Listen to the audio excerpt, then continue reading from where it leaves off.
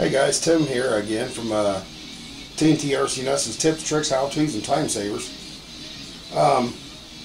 This is back on the Extra 300 project that I've been working on for several months now. Down to getting the lettering put on, and wanted to give you guys a little tutorial on how I come up with the lettering in an inexpensive way, so you know we can continue on the video series on how to save expenses for people that's on a low budget. If you notice in front of me, I got some cutout lettering here. Can't really see, it's not in the picture, but I'm going to go through on how I got these letters made. Most of us in our house have a PC. What I did is I got on Google Images, Googled Futaba logos, and what I did is I pulled up a logo, saved it. I'm not going to go through all the steps. You guys can pretty much figure this out on your own. Saved me a logo that I liked. Then I pulled it up on my screen after I saved the image. You know, just clicked on it and let the photo come up. And then what I did is I adjusted the, I guess you want to call the zoom on the photo to the size of lettering that I was desiring. And what I did is I got me some inexpensive tracing paper. I think I paid 99 cents for, let me see if I can find it real quick. Just some, as you know, funny as it seems, the paper that I found is actually Top Flight, but it's not like Top Flight model products. But I think I paid 99 cents, and there's 40 sheets in here. Basically what I did is I just lightly taped it with some low-tack painter's tape to my computer screen. Took a magic marker like this one here. I have these Sharpies that have an extreme fine point on one end and a regular point on the other end. And I used the extreme fine point, and what I did is, while this is up on the computer screen, I took the tracing paper on the screen and I just put dots at every mark where you're going to have to cut the lettering out at. And when it comes to something like the A, I just drew it out. Once I got all the dots and everything made, I laid the tracing paper down on the table, put the rulers and straight edges and everything I needed just to make everything look straight and nice. The corners, what I did is I just found stuff in the house that resembled the radius of that corner, traced around it. That way I can get that cut out nice and straight. But once I had the tracing paper all laid out the way I wanted it to, showing all the letters in full, I took a little bit of spray glue, sprayed the tracing paper, and I have some heavy paper that I just spray tacked the back tracing paper, stuck it right down to the heavy paper, and then just cut them out. If you could see it, you'd notice that the tracing paper is still on top of this paper, which doesn't matter, but you always got the letter you can use for anything else, whatever you want to do. Now these letters here I expanded up to, I think they were 3 3/4.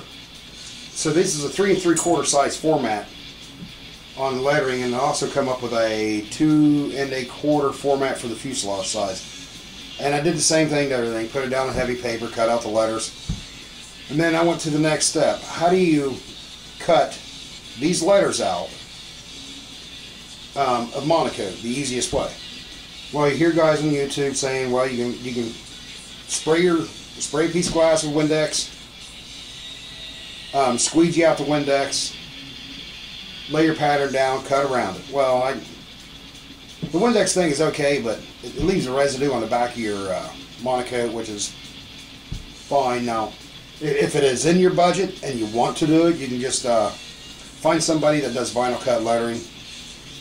They will cut them out for you if they have licensing for it. Some of them won't, or if you know somebody privately that can do it for you, that's fine. I prefer myself to do this stuff out of Monokote because the simple fact is vinyl lettering, even though the exhaust on this airplane is going to be underneath, it still gets oil residues, especially on the fuselage sides, from the two-stroke engines on it, and it eventually lifts up, starts to gum. One of the other disadvantages is it's thick, it's a heavy edge. Very easy to put down and do the project. Yeah, it looks a lot cleaner, but there's drawbacks to it.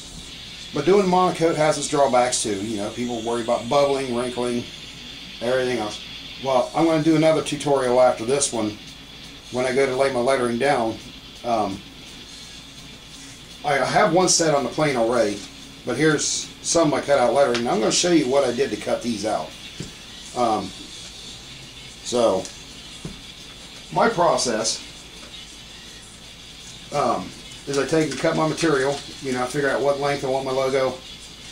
I already know the height. I cut my material just a little bit larger. This is a piece of extra material. It's just Monokote. That's all it is. It's nothing special.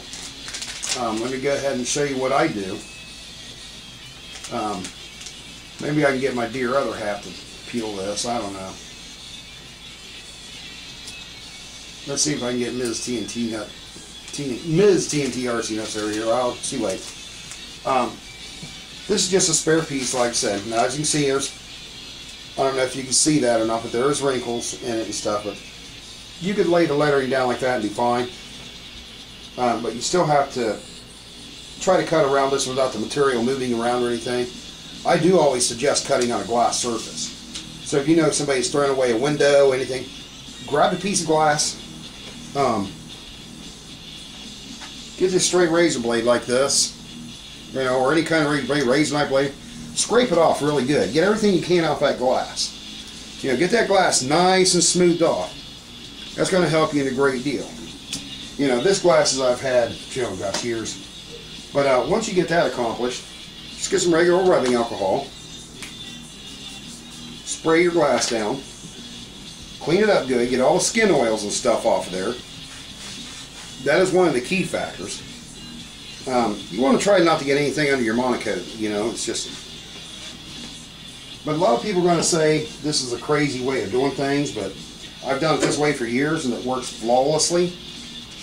Done hundreds upon hundreds upon hundreds and hundreds of things with this glass method.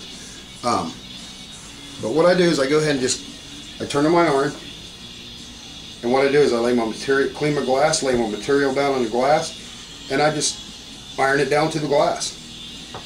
Just like that. Now, why iron it to the glass? Number one, it's not going to slip around. Number two, you're not going to have to wait for that Windex to cure up a little bit before you can do anything with it. Also, it won't shrink. Now, if I put my hands down on top of this, that glass is actually cold after putting a 350-degree iron on it. Now, why does it work? The heat dissipates quickly through glass. So, now the other thing you will need, of course, X-Acto. Good sharp blade is X-Acto. I like to use razor knives in big areas a lot. But I'm going to show you how I made these.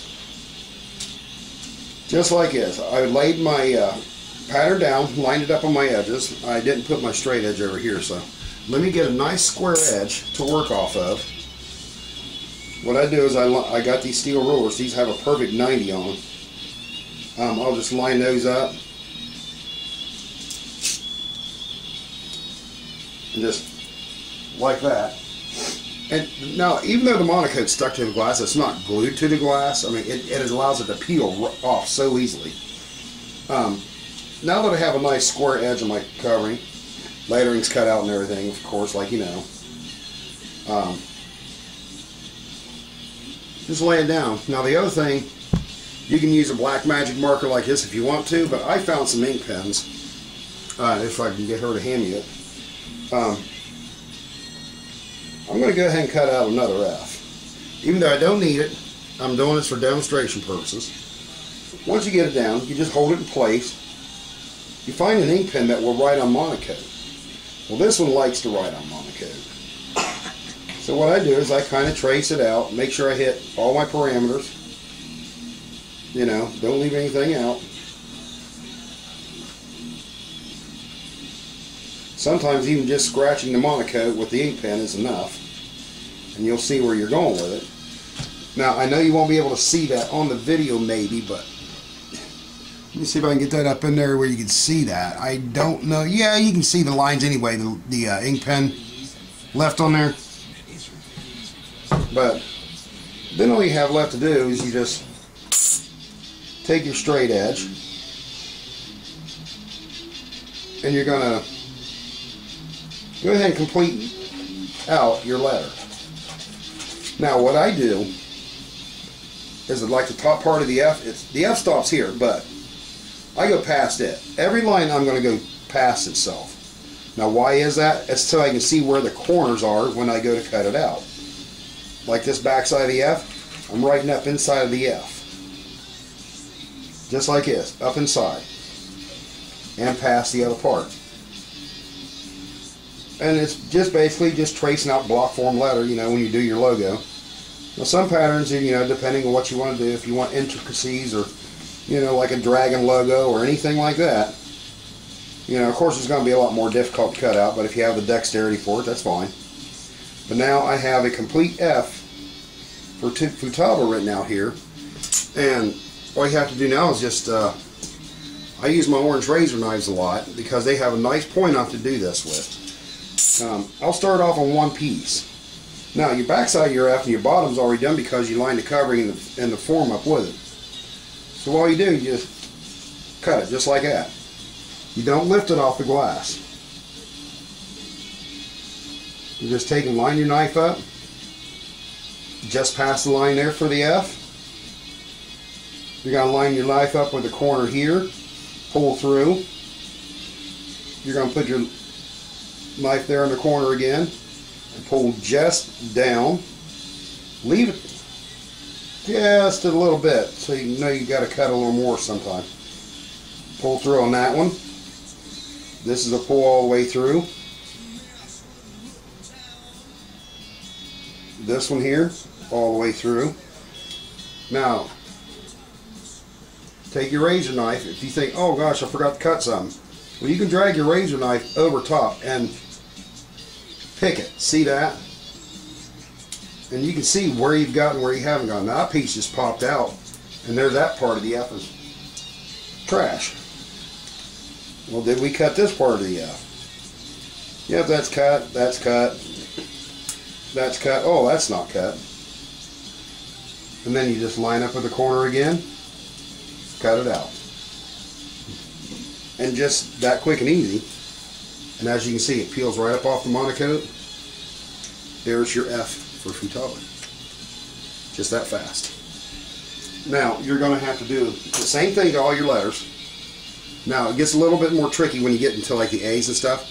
What I did is when I traced it out, I picked up the letter and I took scissors and just carefully cut that radius right out. And as you can see, it gave me a nice smooth edge. I don't know if you can see that against my red shirt on, but it gave it a nice smooth edge. You know, there's no bumps or anything, but a good sharp pair of scissors and a large pair. Little scissors will work okay, but a large pair you can get that squeeze and control on to come around that corner.